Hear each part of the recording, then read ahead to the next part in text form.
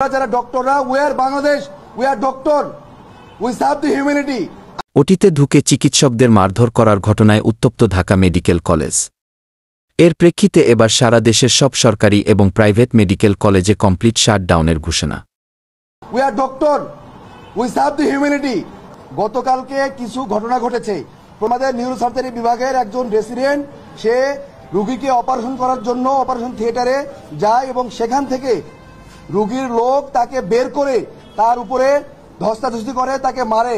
চলুন জেনে নিই এ বিষয়ে বৈষম্য বিরোধী ছাত্র আন্দোলনের অন্যতম সমন্বয়ক সার্জিস আলম কি বলেন।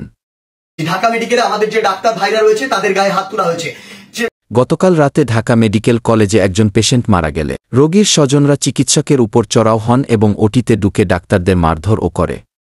পেশেন্ট মারা গিয়েছিল, সেখানে ডক্টরদের গাফিলাতি ছিল, ওই ঢাকা মেডিকেলের গাফিলাতি ছিল। এখন প্রশ্ন হচ্ছে যে ডক্টরদের বা ঢাকা মেডিকেলের যে গাফিলাতি ছিল কিনা এটি নির্ধারণ আপনি কিভাবে করতে পারেন। তিনি বলেন, রোগী মারা যাওয়ার বিষয়ে মেডিকেল কলেজের কোনো গাফিলতি আছে কিনা তা আপনারা কিভাবে যাচাই করতে পারেন। তিনি বলেন, বিএমডিসি আছে, তারা এসব বিষয় খুঁটিয়ে দেখবে। তো গাইজ, এ বিষয়ে আপনাদের মতামত কি তা জানাবেন।